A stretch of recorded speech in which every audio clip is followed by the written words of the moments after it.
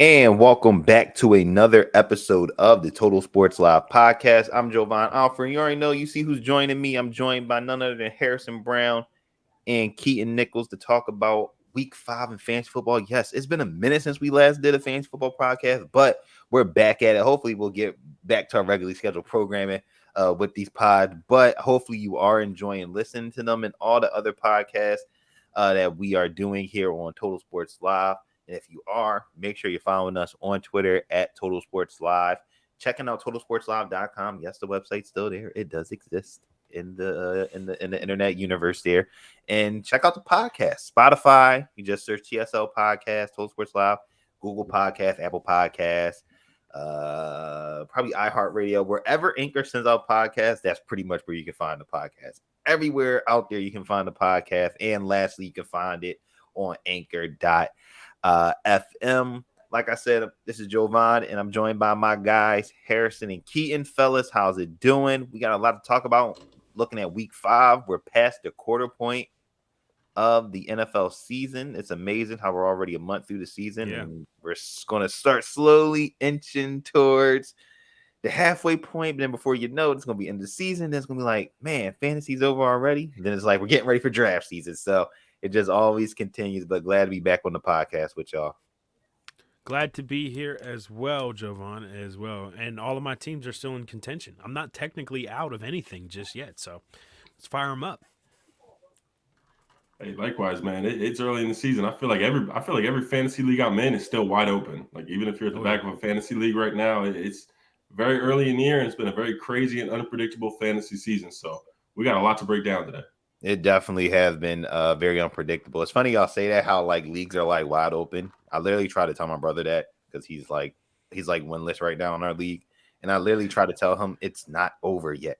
He's like, I'm tired of losing. I'm like, it's not how you start, it's how you finish. I'm like, it's not over yet, Chris. I'm like, you got to do this, you got to do that. And he was like, yeah, I'll see. So hopefully he takes my advice. I gave him like a list of players and like trades to make. So hopefully, and he needs to listen to this podcast. That too. Send it to him. Right. We're gonna say some good stuff tonight. That too. I'm gonna put it in the, and I'm gonna put this podcast in the Fortnite group chat. That's it. We all hop in the group. Yeah, listen, man. While we're out here winning rounds, right? It's been a minute. We gotta get back you win to your that fantasy too. league. Yeah, we do. Actually, that's facts. That is absolute facts. So let's talk about fantasy, y'all, and we're gonna go back in the Wayback Machine. Looking back at our preseason takes, for people that don't remember, we did a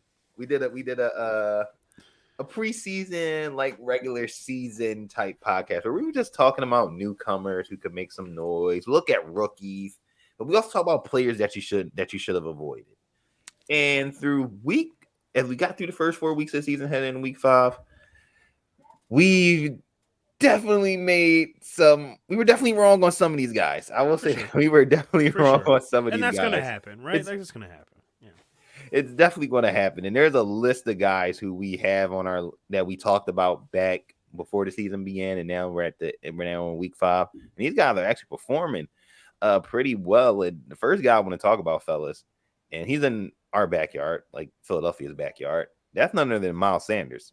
Miles Sanders, who, we talked about, a few weeks ago, almost a month ago. We said about him, don't reach on him. If you get him in a draft, if you get him round 9, round 10, he's worth the investment. He said, don't take him in fantasy this year. Well, he's kind of done the complete opposite. You want him in fantasy. You want him in fantasy this year because he's actually scoring touchdowns, Harrison. This is a revelation. He scored a touchdown in week 1. It was like the first touchdown he had in like 600 something days at that point. And now he has 3? And coming off 134-yard performance against the Jaguars. Were we mistaken to say, do not reach on Miles Sanders? Should we have taken him earlier? And what have you thought and what have you liked from Sanders this year to where he's now? I think a lot of people are comfortable, probably thought him at RB2 and could be a low-end RB1 depending on some weeks and injuries. Yeah, I want to sit here and say I'm disappointed to see Miles Sanders outperforming our expectations, but at the same time, the Eagles are 4-0 and the running game is firing on all cylinders. It's great to see. I think a lot of the concerns that a lot of the people had on Miles Sanders, and even kind of like you mentioned, he even said, don't draft me in fantasy. We work a lot of committees and stuff. that's still all kind of plausible. A lot of that still could play in later in the season, but he has had a really productive and explosive start to the season. This is a big year for Miles Sanders. It's a contract year. This is a big prove-it year for him in terms of not only his tenure with the Eagles, his NFL career as a whole. I think that last week might be a little bit of an anomaly for Miles Sanders. The ridiculous numbers that he put up, the 27 carries that he got, over 100 yards. Obviously, with the rain the entire game, the rain across the whole East Coast, really, obviously the Eagles were going to run the ball. I still would say that Jalen Hurts is the Eagles' most talented rusher. I think statistically and just on the field as well. I think that Jalen Hurts is still the Eagles' top rusher, but it's been very impressive to see what Miles Sanders has done this year. I certainly hope that he can keep it up. I think you're right. He's a running back 2 right now comfortably. If you have Miles Sanders, he's in your running back 2 slot every week without any problems, bearing any injuries or crazy matchups, especially with the way the Eagles' offensive line is playing, just the offense as a whole. So Miles Sanders has definitely exceeded expectations. He's exceeding them. And something that I found interesting when I'm looking at his stats, y'all, is that it's not so much the carries, because the carries are going to fluctuate just because they play in a very running back by committee system. It doesn't look like it. And Jalen Hurts, he gets his fair share of carries. What I found interesting, the number of snaps that he's played. Week 1, 52%. Week 2, 53%. Week 3, 59%.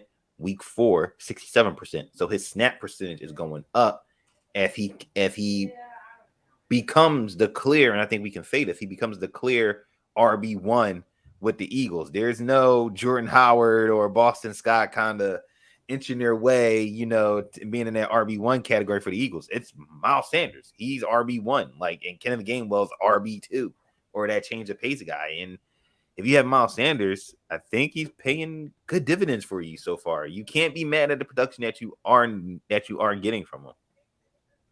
Yeah, and also I think I really concur with what you said, Harrison, about Hurts still being the Eagles' best rusher overall. He rushed the ball 16 times this past week. I'm talking about Jalen Hurts did. And I've said this before about situations in which you have a mobile quarterback, a dual threat quarterback, if you will. Let's call it that. It eats into the value of the running back position so much, and that's a reason why, even though you look at the touchdown regression from Miles Sanders was owed several touchdowns this year, just based upon overall usage, how many snaps he was in the game, snaps per game rather he was in last year. Converting that into this year, you figure equal or even slightly less usage, he still owed a few touchdowns. So I think that portion of it we saw, but the condition still remains the same, though, on this. Jalen Hurts on the season so far, 53 rushes on the year for Jalen Hurts compared to 72 rushes for Miles Sanders. There's 19 rushes that are separating your starting quarterback from your starting running back. That's, by the way, getting a decent, load of carries. It's not like they're suffocating him back there either. The other thing that you're worried about is he hasn't had more than 3 targets in a game so far this year. It's another thing that just happens with dual threat quarterbacks. A short throw out of the backfield is an option that a quarterback uses as a safety valve in a sense. The coverage is the protection is starting to break down. An option's not available deeper in coverage. Oftentimes quarterbacks rely upon those running backs to make those shorter throws. So oftentimes when we see a dual threat running back or a quarterback that's so effective at running the football, especially in the red zone, it's going to eat into those opportunities. But I think overall our expectations for Miles Sanders came down from last year, and right now he's meeting and exceeding those, especially with the touchdowns that I mentioned that he's owed on the board. So if you still want to try and swoop in and grab a Miles Sanders at a cheap value because he's had one monster game and several, a few decent games as well this year in terms of fantasy points, now might be the time to kind of sneak in and do that. Most certainly is. And if you look at his fantasy stats on Pro Football Reference, they have a fantasy section. For those that don't know, they have a fantasy section. So you look at week 1, 16.5 fantasy points, week 2, 8.6, week 3, only 4.4, and then obviously week 4 was the anomaly, 27.6. Don't expect 27.6, but I think we can all agree that if you can get 8 to 10 points from Miles Sanders, that's a win. That's a great win for you at the RB2 spot. Yeah, Definitely. I mean, running back is thin this year. That's another thing. Like, I mean, you will take that. I do think that his floor is eventually going to cut. I think that Miles Sanders does have the potential the way this offense is. They're scoring a lot of points. They're playing really well right now, and I think if they keep the ball on the ground, like if I'm thinking as a coach, I'm thinking to myself, Miles Sanders has a lot of value in our game plan to win every single week. Whether or not that translates into fantasy numbers, that's, of course, that's why we're all here. That's what we're talking about right now. But I do think that Miles Sanders is a big part of how the Eagles continue to win for the rest of the year. Most definitely. So we'll see how Sanders and continues that as the Eagles go up against the Arizona Cardinals on Sunday afternoon. So we'll see if he can pick that up and find the end zone once again. If he does, then hey, you got some more fantasy points coming your way. Speaking of running backs, let's stay with another running back, one that I was not particularly high on just for health reasons, but he's proven us wrong. So he's proven us wrong so far, Keaton, and that is Rashad Penny. Yeah. He has been probably one of the more consistent running backs in the league this year on a Seattle team that no one had no expectations for whatsoever. They wrote him off, but the book isn't written yet. And Penny is doing it, even with a guy like Kenneth Walker III, who's an outstanding rookie running back out of Michigan State behind him. Penny has not taken the foot off the gas for this RB1 spot right now. And if you have him on fantasy, and I was one that was disrespecting him, he's paying big. He's paying off big time for you. Who expected Seattle's offense to be one of these offenses that we're looking at? Like, actually, I kind of want a piece of that in fantasy. Absolutely no one. So I think the fact that they're continuing to move the ball down the field in a way that we didn't expect is going to give Rashad Penny more opportunities inside the red zone. Efficiency has been his killer. He carries the ball a lot. He doesn't carry the ball very far when he does that. That's always been a big problem. So if you equate that, I mean, he was one of our preseason people to avoid, right? Because here's a guy that hasn't been an efficient runner, and now we're adding a quarterback that we believe is going to be less efficient at moving the offense up and down the field than Russell Wilson was last year. That just doesn't spell good numbers and a good situation for Rashad Penny. But I do still think that this one, there is some credence to this as we look forward to what Kenneth Walker is going to do. He's not involved at all in terms of the passing game either. And the most impressive maybe part of this whole Seattle offense has been the play of Geno Smith. So if I look at, again, what is going to win this team games, down the line, it's going to be putting the ball, actually it's crazy, but putting the ball in Geno Smith's hands. And I don't know if that necessarily continues to trend Rashad Penny's way, but so far, I think he has done much better, has trended in the opposite direction of what we expected at this point, as has the whole Seattle offense. What do you think, Harrison?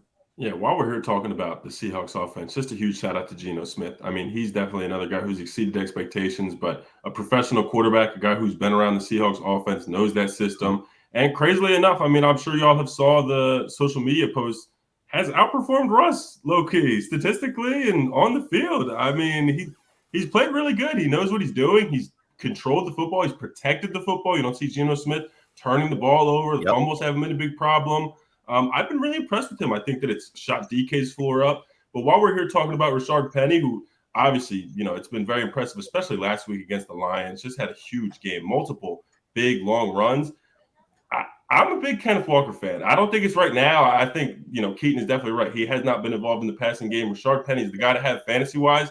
Love the way Kenneth Walker runs the ball. I think that if Rashad Penny was to miss any time, or if Rashad Penny is to hit a snag at some point, they've got a real runner in Kenneth Walker. They've got someone who's a bruiser, could definitely do work in the goal line. So it might not even be this year. You know what I mean? It might be something for next year, but I've got my eyes on Kenneth Walker. I have him in one of my leagues. I just haven't been able to cut him because, like Keaton said, he just hasn't been involved that much. It's like 3 or 4 touches a game, but there's a touch in each of those games where he runs someone over or just runs behind his pass for 9 yards. So Rashad Penny's the guy right now in fantasy. Kenneth Walker will be at some point. It might be 2023, but I got my eyes on Kenneth Walker out in Seattle as well. That's another good name. In Dynasty right there. Yep. There you go. Dynasty name. There's your Dynasty running back for those that are looking at the Tyler Algiers of the world and the Tyron Davis Prices of the world. Don't forget about Kenneth Walker. He's still there. He might not be getting the carries yet, but hey, that's another thing with Rashad Penny. So far, he's stayed healthy, but we know health can be an issue with him. Just real quick on running backs too. Running backs, there are a lot of running backs that develop in the second half of the season. Yep. And we really see what their value is to that offense once a team kind of reaches a certain point in the season. I think running back probably more so than any other position, you may have a completely different picture for your team of what that looks like in the second half of the season as well. So that's another thing to look out with some of these talented running backs that, and we're going to probably talk about a little bit, talk about that a little bit more in Jacksonville and in some other places as well. But you got a talented running back that's waiting in the wings, and you say, when is it going to be their time? When is it going to be their time? Well, we've seen a lack of production from a lot of running backs already in the first 4 games of the season. So is the likelihood that some of these guys that are number 2, so to speak, on the depth chart might end up, popping up and being stars later in the year? That could all factor into, what kind of moves you're making at this point, what kind of trades you're making, who you're picking up off the waiver wire, etc. And 100%. And let's talk about a running back who's kind of struggled this year, but he could fit that description of second half. He gets it rolling, and he could, I think, if he gets it rolling, based on what we saw from as a rookie, Keaton, he could take you a long way in fantasy. And that's Najee Harris for the Pittsburgh Steelers. Harris hasn't played well, but he's gotten the carries, hasn't really got the passing, the targets in the passing game like we saw him do last year.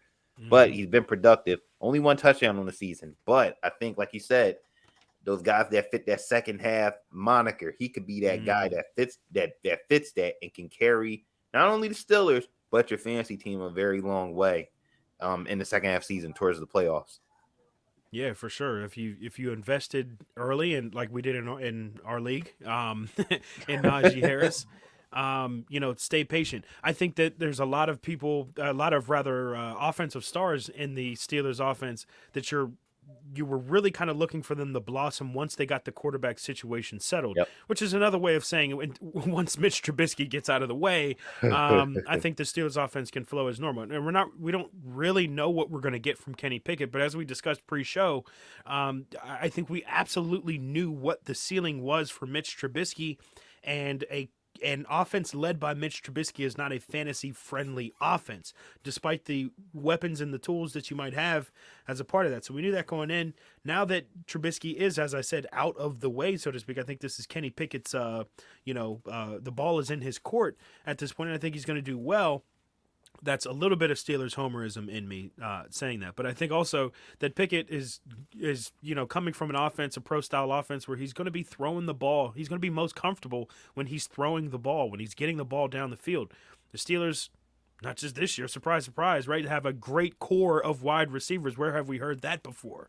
Continually, again and again, year after year, you have these talented guys. Pickett is going to be a much better fit. He's going to make more mistakes, sure, but he's going to be a much better fit for putting up fantasy numbers. That means more opportunities for Najee Harris in this offense, who he has looked absolutely stagnant, running into the back of the line. An offense that can't move the ball too effectively through the air, so teams are stacking the box. That all worked against Najee Harris in the first 4 games. He's turned in kind of some pedestrian efforts, but still, volume is king, and now a higher volume offense, a volume guy, naturally is going to see a much better second half or whatever, second 3 quarters of the season for the rest of the year. My prediction. Also a little bit of homerism. It's okay to be a homer. That's why we respect your knowledge. You follow the Steelers, so if anybody knows about Najee Harris and that Steelers offense, it's you. Minus the homerism, we're gonna know. We're gonna see. Solid analysis, I promise. Everyone. That's what I'm saying. There's going to be probably a slight bit of blatant homerism, but for the most part, we know you're keeping it real. What do you think, Harrison? What do you think about Najee Harris? Like I said, a guy who has only scored 1 touchdown, which came against the Browns. Again, another guy who I was like, yo, Najee Harris anytime touchdown. This joint going to hit just because he's due. Now, hopefully he can build on that. Has a tough matchup against the Buffalo Bills defense, which is only allowed to 83.8 yards per game, third fewest in the league. Very tough matchup for him. But again, like we said, one of those guys, like he even said, that a lot of folks vested high in, probably a little down on, but with, I think, a better option at quarterback could be better in the long term for the rest of the season. No, I'm with you guys. I think Keaton got it exactly right. I think that the hope is that this becomes a more high volume offense, and that just provides more opportunities for Najee Harris.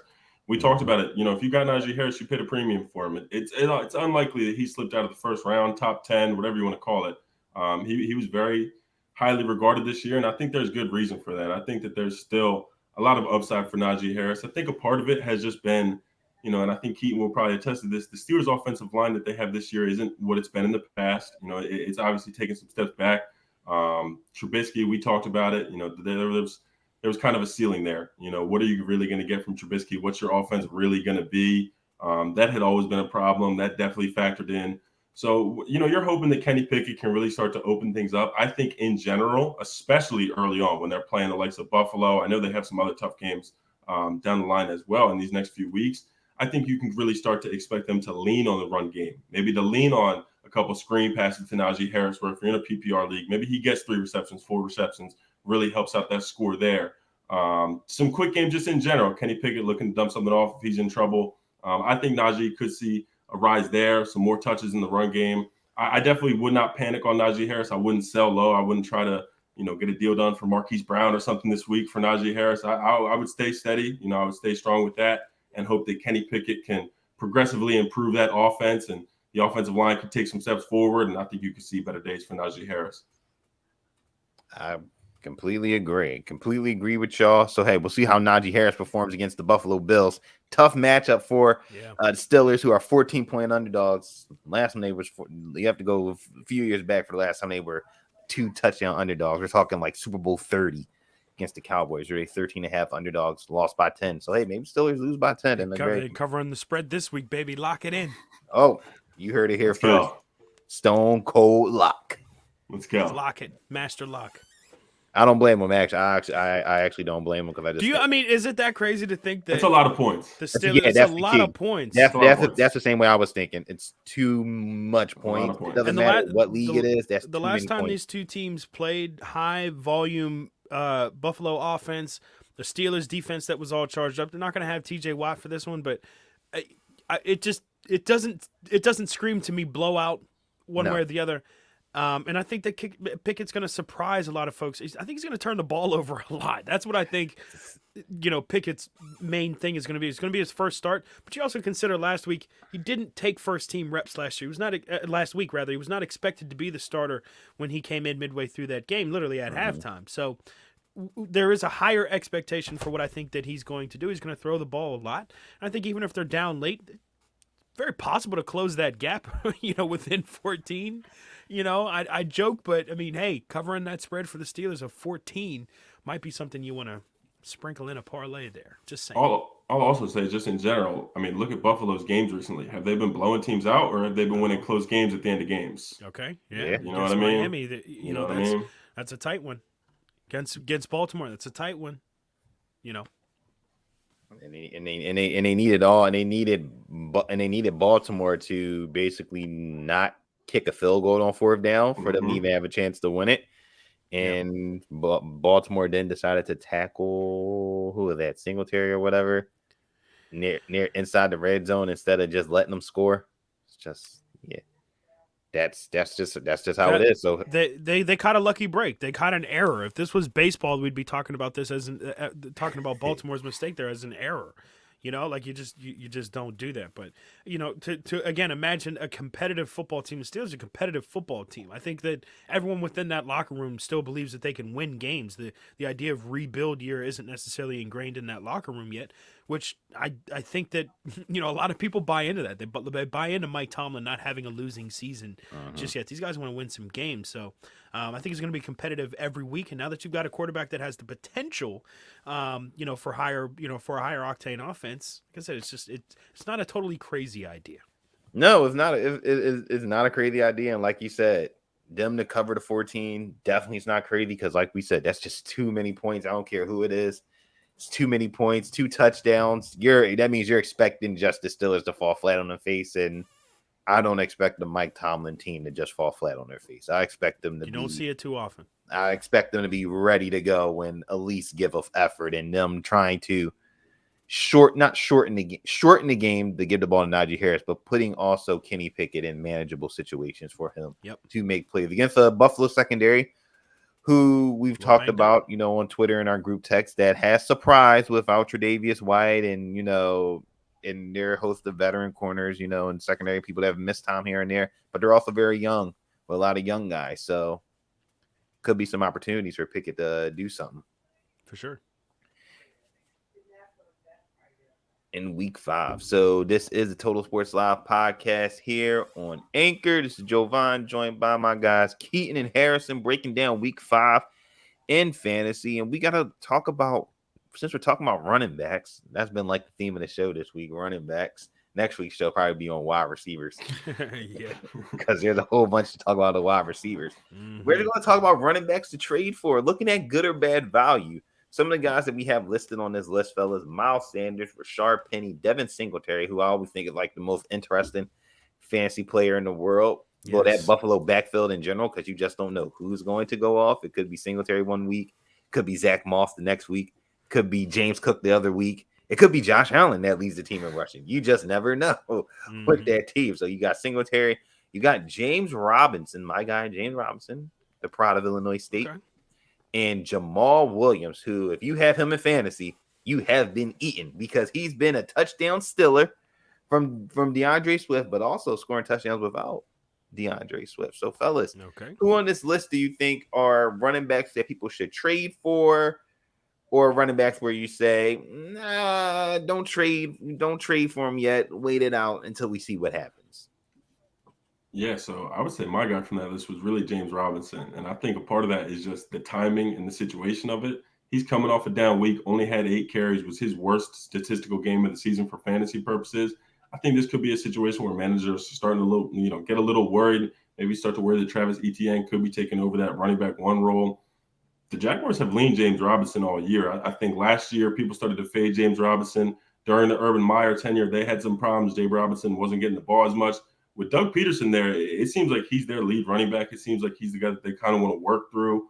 And even if Etienne, starts to see more time, starts to see more of the snap count, James Robinson has proved that he can be valuable with whatever touches he gets. His first season as an undrafted free agent, he really burst onto the scene and was just an efficient, effective rusher. So that's one guy I was really interested in. I like Jamal Williams as well. I think that people might be, a little try to sell high on him right now. It might not be the exact time to do it, but if Deandre Swift starts to put up a few good weeks and maybe Jamal Williams only gets 10 carries and 40 yards, I just think that the Lions really like Jamal Williams. I think he plays into their, kind of mantra, their mentality, the physical runner that he is, the aggressive that he plays with, the just passion that he has on the field. I think that he has a role in the Lions offense, no matter if DeAndre Swift is 100%. And obviously, if DeAndre Swift's not on the field, Jamal Williams is a running back 1. I feel pretty comfortable saying that right now.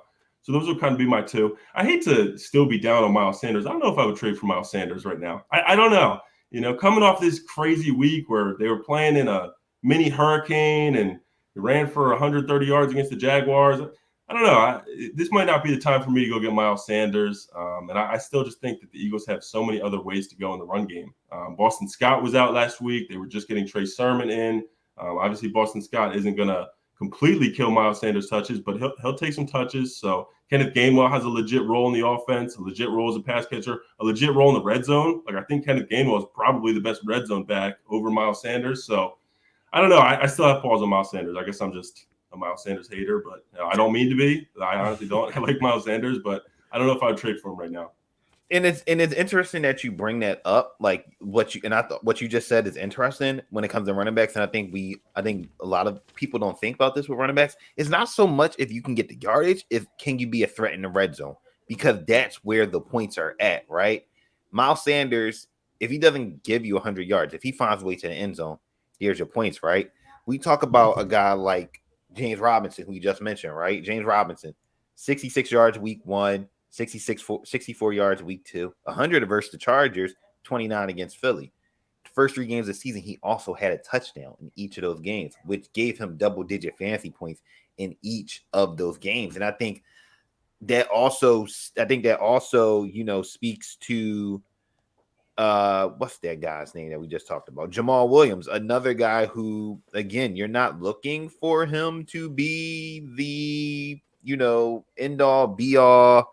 I'm carrying the ball 20, 30 times, 50 to 60, 75, 100 yards a game. You're looking for this guy. Can you just be a threat in the red zone? And you look at him, first 4 games this season, 3 out of the 4 games, he's had at least 2 rushing touchdowns. He's had at least 2. His fantasy points in standard leagues, 15, 6, 22.7, 22.9. That's ridiculous. So I think that's also something to be thinking about too with these running backs. Are they being utilized in the red zone? If you're being utilized in the red zone, you have a higher chance of giving you some extra fantasy points on top of if they break off like a 50-yard run or a 40-yard run. It's a really good point. I mean, running back usage or running backs are down. We're saying overall, there's not too many bell cows out there. There's not too many guys that are going to get too many running backs that are dominating between the 20s. One of the running backs that is dominating between the 20s, pre-injury, of course, this year was Deandre Swift. Like, between the 20s has been great, but who's been killing it inside the 20s? The guy that leads the league in rushing touchdowns right now, tied at least, a guy by the name of Jamal Williams, as you said. So where's the value in each one of these guys? I think when they're both healthy, you're almost at this point ranking them within 5 spots of each other because they do 2 different things on the field very well. But it's a perfect example. I think when you're looking at trying to trade for a running back as well, what are you looking for? What are you looking to add to your team? A guy that's going to rack up yards between the 20s? There's only a few of those guys in the league right now. Or you're going to get the guys that are going to be effective inside the red zone, the rare mixture of those that do both. What are we talking about? Maybe Saquon this year? Derrick Henry in the past. Derrick Henry in the past, yeah. So looking for that right fit is going to be tough. But timing is key, guys. Like a lot of this stuff, when you go to make your trade, you mentioned it a little bit earlier, Harrison, that guys might be trying to puff up the value of guys like Jamal Williams and some of these guys that just had a really productive game. I'm going to throw Miles Sanders in that too. He had a 30-point game this past week almost. So there's going to be a lot of people that are going to be saying, I wonder if a guy like this has value. So the timing on a guy like Miles Sanders, it could be bad maybe now. Last week would have been perfect between last week and this week, of course, to trade. So I would fade a Miles Sanders trade, not for the value that he could potentially bring throughout the rest of the year, but just it's a poor time right now because I think a lot of people are going to want a ton of value. On the flip side, I think the anti-Miles Sanders from a trade perspective here is Devin Singletary, as you mentioned a little bit earlier. Devin Singletary, I have pulled my hair out with frustration about Devin Singletary performances of the past. He's in these sometimes obvious situations where you're like, he's going to get 30 points this game. He has to. Who else is going to get the ball? And they find ways to get it into everyone else's hands. But this year, his carries rather have gone up pretty consistently over the course of the season. He's got 21 air targets, 21 targets in 4 games. For Devin Singletary, there's a lot of guys that are going to be, catching passes from a Josh Allen-led offense, and it doesn't seem like they've committed to one guy or the other in the backfield, but Devin Singletary is getting a pretty significant load of both the carries and, the passing game usage as well. I think it's a good time to get him low. He had his high point of the season so far last week, so he's coming down from a 24-point performance in standard PPR. Scoring a 24-point performance last week. He had just 11.6 in this past week. So you could have people that are potentially like me. If I own Devin Singletary, if I had shares of Devin Singletary on my team, I'd be saying, hey, maybe now potentially is the time to get rid of him and to be done with whether or not he's going to score 8 points this week or 25 points.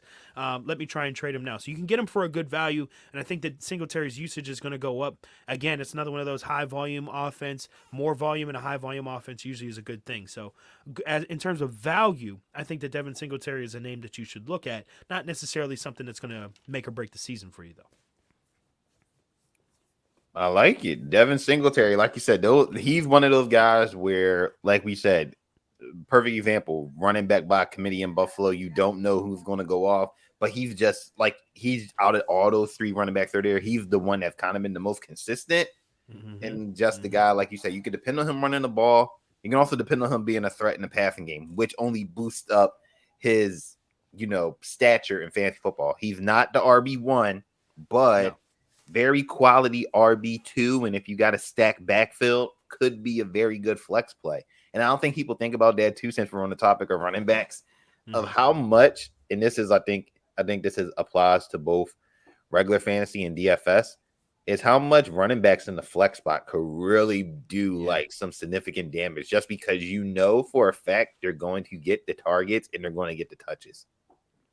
Yeah, absolutely. And the way that, I mean, there's a lot of talented, we'll probably get to wide receivers in a future podcast here, but like there's so many talented wide receivers right now that it almost makes logical sense. Jovan, I sent you a trade proposal the other day about, a wide receiver for running back sort of thing and just say, hey, what do you think about this? And, getting creative, with, a lot of these receivers, young receivers especially, that are popping up and becoming significant guys that you might have invested low value in terms of draft stock and that are becoming big. I'm looking at you, Chris Olave. Like there's going to be more opportunities for receivers like that to break free. So if you've got maybe a solid wide receiver that's a solid flex option, or maybe you have two options at wide receiver that you're thinking about slotting in, you may want to trade that. That's what I said. You can get a Devin Singletary at a relatively low value because, fantasy is an emotional game, right? Like people don't want to give up the guys that just scored a ton of points because they think they're going to do it in the next week. So you could sometimes take advantage of somebody that's saying, hey, this player doesn't have tremendous value to me right now. And perhaps I do need a wide receiver with a sexy name, so to speak, that's been going through the league this year in exchange for a Devin Singletary. And then on your team, you already have your two starting wide receivers, but then as you say, you can slot him into or starting running backs rather, but you can slot him into the flex at relatively low cost. For sure. So that's going to wrap up our running back segment for this week. Glad that everybody was able to tune in. No, we're not done yet, but appreciate everybody for. We ain't finished. We ain't finished yet, but also do appreciate everybody for taking the time out to listen to Total Sports Live podcast. Really appreciate it. Like I said, this is Jovan with Harrison and Keaton. Jesus Christ! Shout out Nick. Shout out to Nick before. I've been Nick before. Yeah, shout out. For some reason, I was thinking the Phillies preview playoff podcast that we're doing tomorrow. Nick said he's going to do it. Hey, that's big news. It hasn't happened in a long time. Yeah, we're excited out here. Get some playoff baseball finally. For sure. Been about 11 years. Go Pirates next year. I was going to say, has it been a longer drought? We're not going to this is a different podcast, of course, but has it been longer than the Pirates? Yeah. Yeah. You guys were 2013, right? Right, with McCutcheon. Yeah. McCutcheon and Cole. In the Cueto year, right? Yeah. Cueto. But yeah, congratulations to the Phillies, by the way. Absolutely earned it. Awesome baseball team, by the way, if you want to watch them. Very exciting. If you're outside the Philly area. Just love the plug. MLB Playoffs begin Friday. Yeah. Yeah, it's happening. Game at noon. Yeah. Games at noon. Well, not the Phillies, but I think it's Cleveland, Tampa at noon, and then at 2 we have the Phillies and Cardinals. Zach Wheeler on the mound against Adam Wainwright. The big baseball football crossover, the best season of the year. There you go. Right, facts. Only podcast you can hear that first. This one. So let's look at the waiver wire, fellas. This has been a staple on the TSL podcast for many years. The waiver wire. We always like to find those guys on the waiver who could be big time players. If it was a couple weeks ago, I would have been saying my guy Greg Dortch, but Dortch has now fallen by the wayside because some reason Rondell Moore, Cliff Kingsbury wants to get Rondell Moore the ball, and I understand, second round pick, but Greg Dortch was playing outstanding football. Greg Dortch is the guy at 5'7". The Cardinals have the shortest wide receiving core in the league. I swear to you not. And add to that, maybe the shortest starting quarterback? ? Is there a theme building here? Like, are they trying to do something over there in Arizona? Miniature football players coming soon. Must be what it is.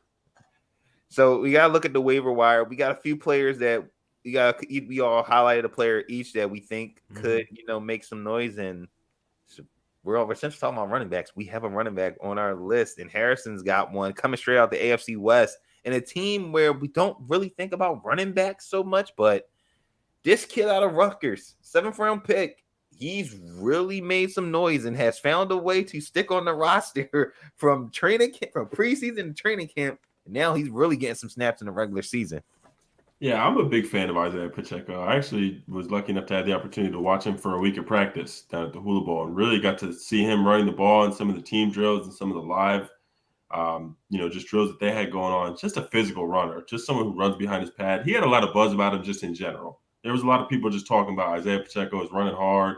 Teams really like him. And it's translated to the summer he had in Kansas City as well. Really productive summer. Like you said, Jovan, just found a way to make the team. I mean, 7th-round running back. You don't really know where that's going to go. And it's translated to, listen, the fantasy success isn't there right now, but he had 11 carries last week, and that running back, committee is healthy. Clyde Edwards-Helaire has really proven, what the hype around 2020 Clyde Edwards-Helaire was when he was the 8th pick in drafts, the 7th pick in drafts, a top guy coming out of LSU. This has really been what everybody was so excited about. A really talented pass-catching back, a speedy, athletic guy who can make plays in the open field, catching passes from Patrick Mahomes. Sign me up. It sounds great in theory. Working with Andy Reid and the creative play calling they have, Eric Bieniemy, just that offense as a whole. So that's kind of been Clyde Edwards-Helaire's season. Isaiah Pacheco getting 11 touches right now while things are going well for that Chiefs offense. Well, that Clyde Edwards-Helaire, like I'm saying, is playing out of his mind, really reaching his potential.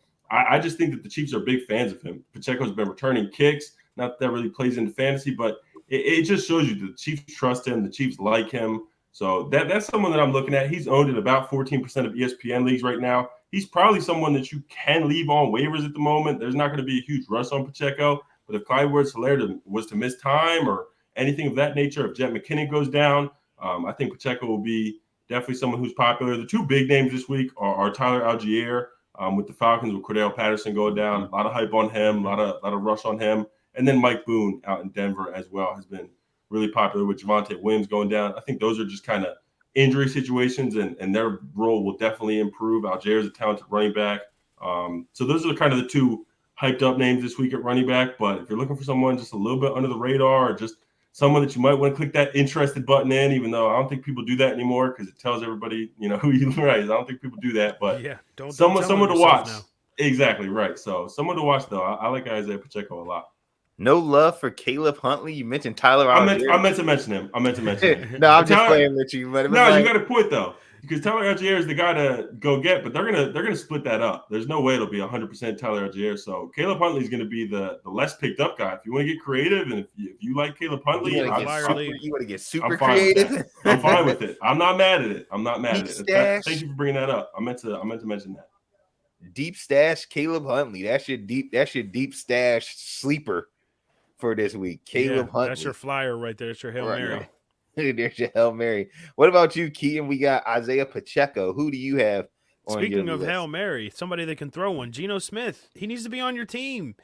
If he's not rostered at this point in your league, I don't know what your league is doing. I'm trying to look at his overall roster percentage right now. 24.5%. It's up 18% this week in ESPN standard leagues. I should mention that.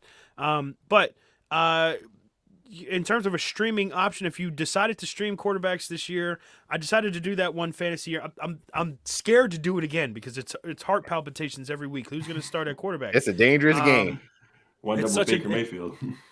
You're going to end up with Baker Mayfield on certain weeks. But tell me this, right, you have Geno Smith coming into a week. What we know about Geno Smith now after 4 weeks, you got Geno Smith, or you've got your Baker Mayfields, your Carson Wentz's of the world, your Zach Wilson's of the world. Starters like this that you might be Kirk Cousins, or maybe a Jared Goff. That's a streaming option in your league. Some of these names aren't bad for sure. They're the names of guys that we usually have in that streamer category. But those streamers have been disappointing at different points in the season for one reason or another. But who has not been disappointing? The number 9 overall scoring quarterback in fantasy this year by the name of Geno Smith. I actually don't know if that's his name, but it seems like it'd be cool. He needs to be your number 1 streaming QB option. Dak Prescott is down. Mac Jones is down. Tua Tagovailoa is down.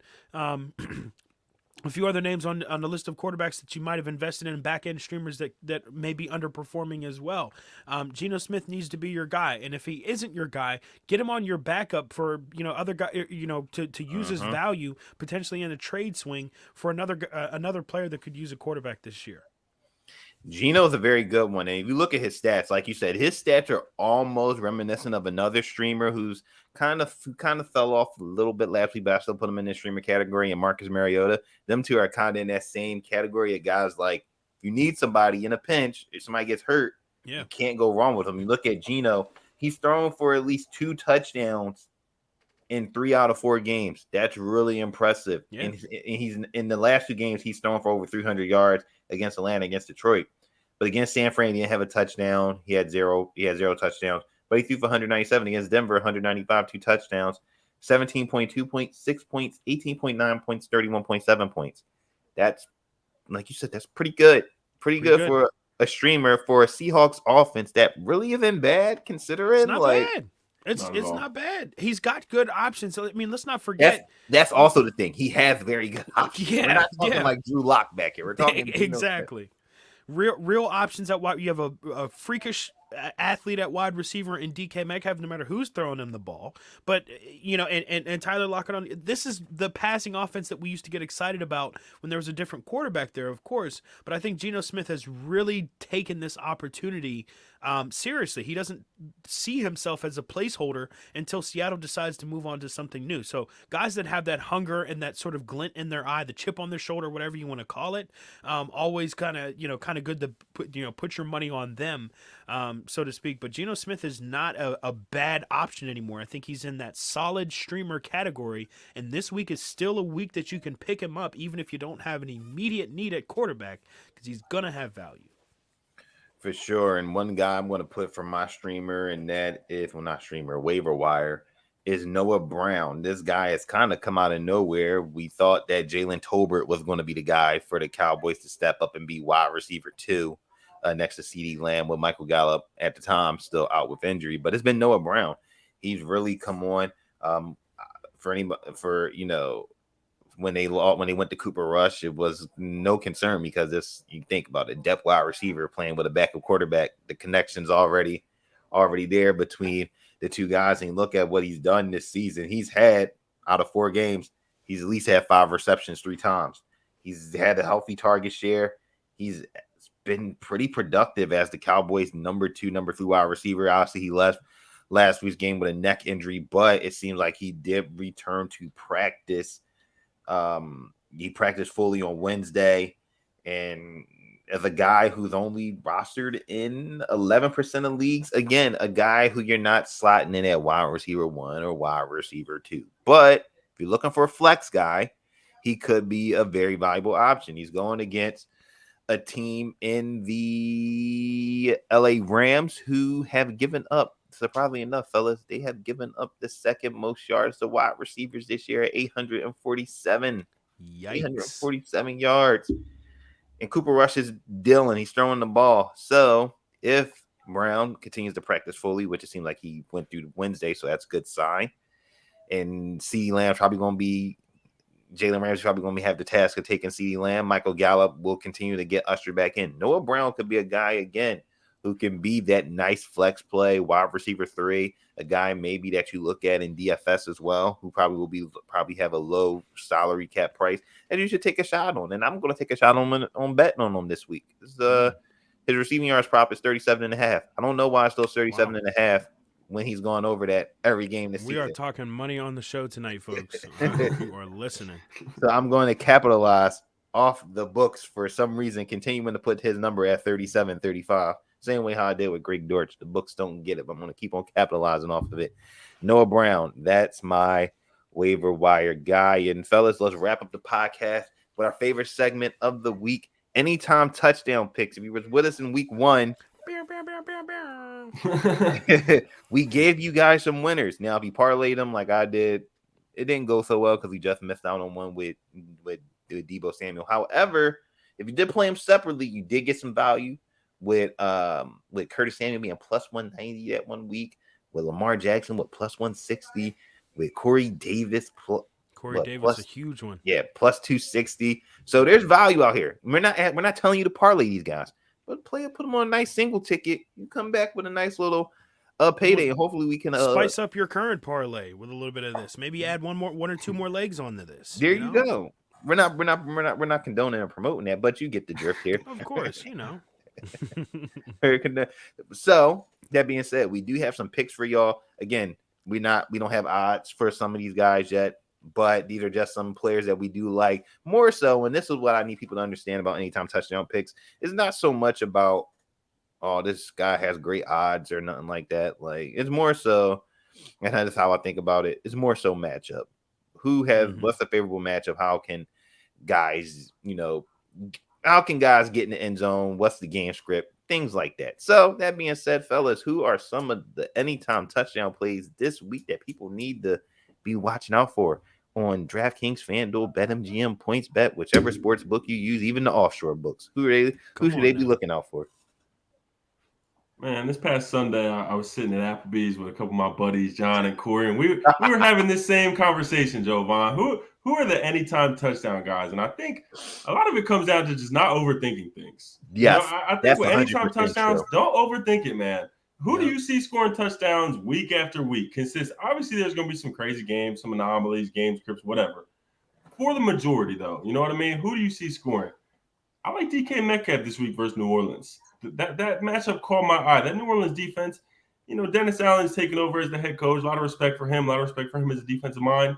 The defense hasn't fully clicked yet. That defense hasn't fully clicked. And really, this whole podcast, this whole 50 minutes, we've been talking about how good Geno Smith's been playing and how this Seattle Seahawks offense is a legit offense. Yeah, I like DK Metcalf versus New Orleans. They're coming off a tough week out in London, where Justin Jefferson and Adam Thielen both put up really strong days, really had high volume days. Kirk Cousins was feeding them the football all day. I like DK Metcalf to get one, to go get a jump ball. If you're looking for something odds wise, and I think this could potentially make Keaton, happy to hear this, I like George Pickens versus Buffalo this week to get an anytime touchdown. I think George Pickens will score this week. I feel really confident. I have him in one of my leagues. I'm fighting the urge to not start George Pickens this week. I'm trying to talk myself out of it, it feels like, to get him in over Curtis Samuel or something like that. One of the main reasons is there's two really main reasons why I think George Pickens will score this week. The first reason is that him and Kenny Pickett had a very, very strong bond in the preseason. They had a great connection on the field. You could just tell that Kenny Pickett likes throwing George Pickens' way. I think that's going to be a duo that Pittsburgh is going to have success with for a long time. The other thing that really catches my eye about this is Buffalo's secondary. Me and Jovan have been a big fan of Christian Benford's game from Villanova right here in the area. Had a nice start to the season. Suffered a broken hand. He might be on IR right now. He had surgery. He's in a cast. He's not playing. So if you had a 6th-round rookie, all due respect, because Christian Benford's dog, we really like him long-term. But if you had a 6th-round rookie starting at quarterback just a few weeks ago and he's injured, who's your second corner going to be that's going to be covering George Pickens opposite Chase Claypool, opposite Deontay Johnson? I think there's going to be a matchup there. Obviously, Buffalo has a great defense. I think that there's, a play there. I like George Pickens to score one this week. I really like that Pickens play just because you sold me on it.